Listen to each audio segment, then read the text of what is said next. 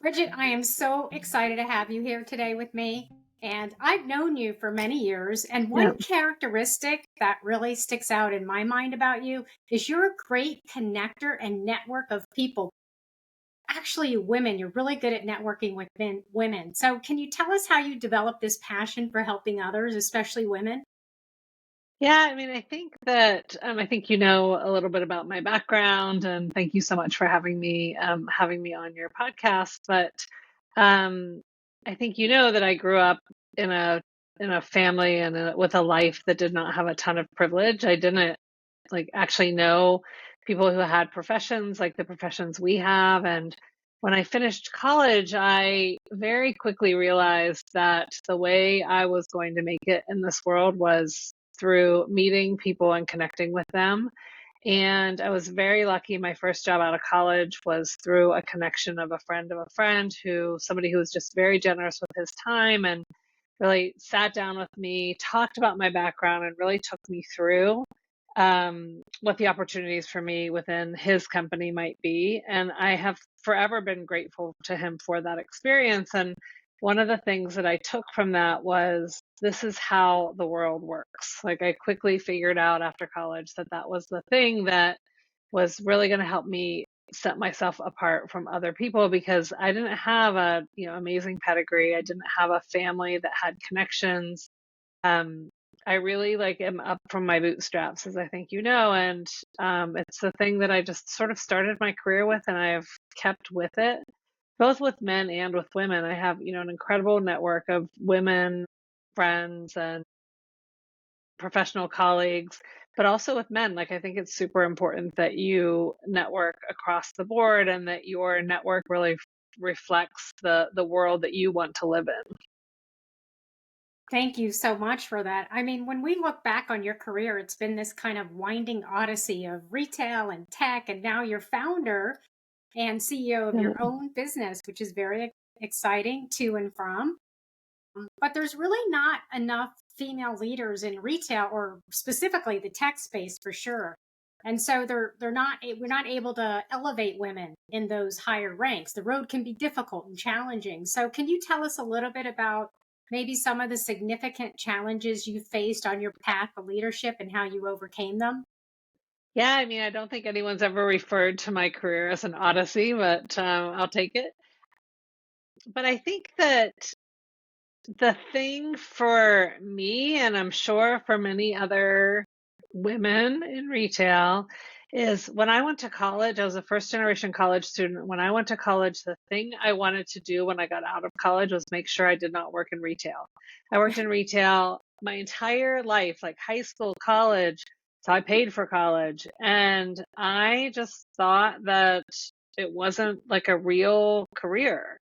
And man, was I wrong. I started working in an investment bank and doing equity research. And I was like, this is actually really boring. And I actually missed retail. So I went to business school to go back into retail.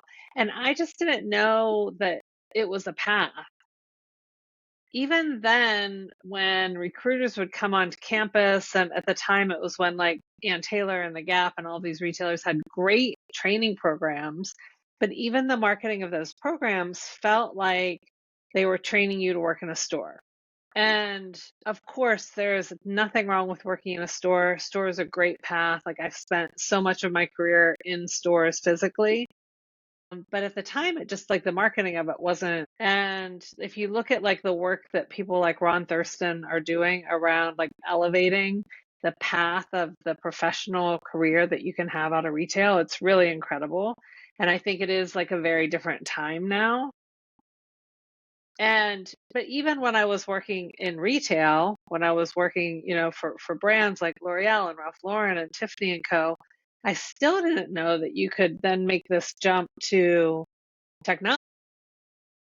There wasn't a playbook. So I think it's like one of the things that I always encourage um, encourage young people who are coming out of college that I'm talking to about what their jobs are going to be. Like I always encourage them to look at retail as a like really legitimate, amazing career because it has been for me and I know it has been for you as well. I love what you said about trying to hold female leaders back. And what can we do to pave that road for young women or students that are embarking on this leadership path in retail or retail tech or fintech? Yeah, I mean, I think across the board, there are a couple of things that hold women back. First is fear. Like, I think we are, as women, we are, the thing that I see is that women are just a little more conservative than men. Not to be like grossly generalizing, but I think that, you see it in data and statistics all of the time. Like a woman's going to apply for a job if she has 80% of a skill. A man will apply for the job if he has 40% of the skill. And I think that is partly because of like the the conservative nature of being a wife and a mother, and like being the person in your family that is like really concerned about the stability of your home life, maybe more than career advancement. So, like, I definitely think that that's part of it. And part of it is just like the social constructs of the world we live in are not set up really for women in a very generalist terms. Like we don't have great childcare, access to childcare. It's very expensive. We don't have great like family leave policies. We don't have great maternity leave. And while in my career and in my lifetime we've made progress, we're still well behind the rest of the developing world. And I think that, that plays into it. It's why you see women step off of the career path when their children are young, because they feel like they can't hold it all together. And like that's the biggest shame to me is when I've had really good colleagues who are so smart, brilliant at what they do. They're like, oh, I'm going to take time off to spend with my family. Totally respect that decision. And I think it's like amazing that you can take that time with your kids, but then it's harder to come back into the workforce at the same level or at the same place. So then you have this like big disruption of skill. Maybe that's more than you were asking for, but that's like how No, I think about it. I think you're spot on with that. And I do think our society doesn't set us up for the success that women should be enjoying in Yeah. their careers. So I agree with that. Let's switch gears here and talk about role modeling mentoring, one of your favorite things. I know Yeah. you love to mentor. So, our mission in doing this podcast is really to provide inspiration for future female leaders, but also to help any existing leaders that are out there, in our industry to succeed. So, how do you actively mentor and support the development of future female leaders? And how do you incorporate mentorship into your everyday life? Yeah, I mean, I would say that I don't discriminate on my mentorship. If anything, I really focus on I've always tried to really focus on mentoring young people in their careers when I see something of myself in them. I've had a lot of mentees who are like first generation college students or maybe first generation American. That wasn't my experience, but I think a lot of the same access to experiences and information happens when you don't grow up in the same kind of like family that my child is growing up in. I didn't have access to people who had these interesting careers, and I didn't know that I needed to like find an internship when I was in high school and in college, and it just that flow of information wasn't the same. Of course, it was a different time, but that's where I really try to lean in with mentorship is to help expose young people and people early in their career to all of the opportunities that are out there and really to help share my network with them to help give some of that opportunity that they might not natively have access to. That's great. The other question I have is you are very good about listening to people and you really are great about listening to different perspectives. So, can you share with us a little bit about how you make sure that you're listening to diverse perspectives, that those perspectives are valued and integrated into the decision making process? Yeah, I mean, I think you have, and especially now in today's world, you have to make sure that you have diverse perspectives. And the data shows that diverse perspectives everywhere from a small decision to the boardroom help make for better decisions. Like the data is very clear that when you have diversity in a discussion or in a conversation, that you're going to have a better outcome. So both both objectively and subjectively, I think that you need to do this, and you need to build this into the way you think about your career and decisions that you're going to make.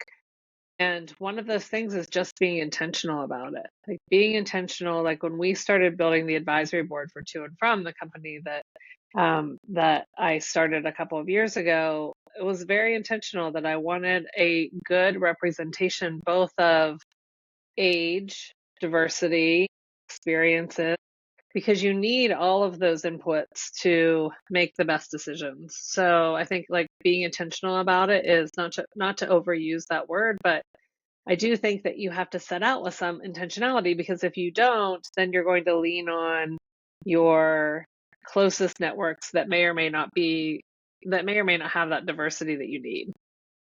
That's a good point. You rely on that comfort zone of your inner circle. Yeah. So, the other thing is, you mentioned earlier, I want to go back to something you said about women and how, they will take time off. I'm hearing more and more, especially coming out of the pandemic, about, this kind of burnout, we've heard about quiet quitting, all these things. What do you do to maintain a better, well balanced and avoid burnout? Or can you give advice to future leaders about, you said something about trying to do it all. And we do feel like Yeah. we have to try to do it all. How Yeah. do you balance your work or I like to say life work balance? Yeah, I mean, honestly, I don't know that I do it very well. So I don't know that I'm the best person to give this advice, but there are a few things that I try to dial into. One is just recognizing when you are approaching that burnout moment and giving yourself permission to step back. I think just allowing yourself that permission and understanding that just because you're gonna step back from a project or a responsibility doesn't mean that you're going to lose your job or that you're going to be thought less of or whatever.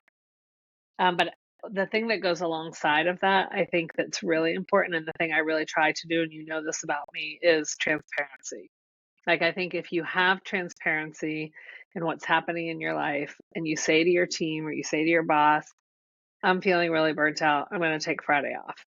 Or, I feel like especially this year coming out of the holiday season, we were just like, I mean, it was a great problem to have, but I was incredibly busy every day. I was really like, like I start my morning really early at like 5:30, and I was going 5:30 to 8 every night, and it was just too much. And at the end of the holidays, I was like, I'm done. Like I can't actually do anymore. And like you can tell that your thinking and your thought process and your productivity starts to dip, at least for me. And then I'm like, I have to go lean into something else. But I think when you have transparency with your team and with your family, it gives you the permission to be able to throttle back and forth. Because I will say to my son who's 12, I'll say, hey, this week I'm going to be super, super busy at work, but it's because we're going on vacation next week and I want to be able to be like really present with you at the time. So don't give me a hard time this week when I'm like full on work. Next week I'm yours. And that seems to work for me. Oh, that's great advice. I love that. Is there like a motto or a mantra or something that's really guided you throughout your leadership journey? Yeah, I mean, I think it changes over time, but like the two things that I always say is one is a rising tide lifts all boats. And I really believe that. Like I use that all the time because I think that, you can get into these like competitive situations where maybe you're talking to a competitor or you're talking to somebody who like you feel personal competition with. And I really try to live up to that and share knowledge and believe that everyone, especially in retail, is working towards a better retail environment for everyone. Let's share our secrets and let's like help each other out with what's working. And the other quote that I love, I don't know who said this, but and there are several variations of it, but the quote that I love is like everything you've ever wanted is on the other side of fear. Or like Interesting. fear is the thing holding you back from greatness is the other thing that I say all the time. And like letting go of that fear and feeling like, okay, this is really scary. It's really hard, but when I break through it, I'm going to get what I am looking for. Those are great. I love both those. Yeah, I think thanks. I think fear does hold a lot of us back. I know for me for sure, I'm always, there's that worry. So that's great advice. Okay, so now we're in our rapid fire questions. So these are questions I'm just going to ask it, bang, bang, bang, and then you just answer them real quick. Okay, are you ready? Okay. Yeah, All sure. right. Here's the first one. What one piece of advice would you give to female leaders that are currently working? I think the biggest thing is to keep your network fresh all the time. I see a lot of female leaders who, when they're in a job switch, then they'll start to really like try to refresh their network. And I think it has to be an intentional part of your work practice, and you have to think about people in your network all the time. Excellent. What three tips would you give students or emerging leaders? Yeah. Um, get some sales experience, even if it's an internship, even if it's like a cold calling internship, like being able to pick up the phone and ask somebody for a meeting for their time, for their money, will serve you the rest of your career, even if you have no desire to do sales. And even if, and especially if you think you're bad at it, like get some sales experience. Get used to people telling you no, because that will help you through your career. I think the second thing is don't be shy with your ideas. I think more established leaders are looking for like the freshness of the input from young new grads, less experienced people coming into the workplace, especially with how quickly technology is changing and all of the tools that are emerging. I really believe that you have to bring those ideas to the table. And then I think the third thing for young students is spend a lot of time in real life. Like go to meetups, go in person, go to conferences, go when I know at your work at FIT, Shelley, you have a lot of like people who come in person and sometimes it's optional to go. Students should go to those events and take those opportunities because you're going to meet people, you're going to build your network. You're never going to be able to have the same relationship with somebody if you meet them over Zoom as if you meet them in real life. So I think those would be my three. Those are excellent. Great advice. So, what do you want to leave behind for the next generation, or what do you want your legacy to be? Yeah, I don't know. My legacy. This is really hard. I don't know that this is something that I've thought a lot about, but the thing that I would say and the thing that guides me in a lot of my like big decision making is, I really try to be selfless in my pursuit of success. Like I really think like staying humble and doing some of the things I've talked about, like sharing your network with people in your people who you come across in your life and who ask for help, being generous with your time to people who have questions that maybe you have the answer to, like really helping to guide younger careers. I think like taking the time to do all of those things is something that's very important to me. And I hope that I'm, thought of in that light. That's an excellent goal to have your legacy be that. Yeah, So, my thank you. last question is a really fun one. It can be anything. Okay, it can be work related or not work related. But what's your secret power? Oh, my secret power. I think my secret power has to be staying calm under pressure. I'm a very like I can be very level, and sometimes it comes across as not having like enough emotion about something, but really it's because like those little duck legs are just like swimming under the water. Um, and I think I can present as being like super calm and in control, even though it's not how I feel inside at all. That's an excellent secret power. I love Yeah. it. And it's so true. I've seen that in action with you. That's great. Do you have any closing thoughts you'd like to share? No, I mean, I think that the work that you do to really help lift up and empower younger people, like across the spectrum, both men and women, is really impressive. And I think that you should be commended for that. I think you know that, like, we're in the process of hiring a summer intern, and one of our intern candidates is somebody who was in your class, being interviewed by somebody who also had been in your class, who we hired. And it comes across when people talk about you, they light up. And like, I think that the work that you do with your students is like really incredible.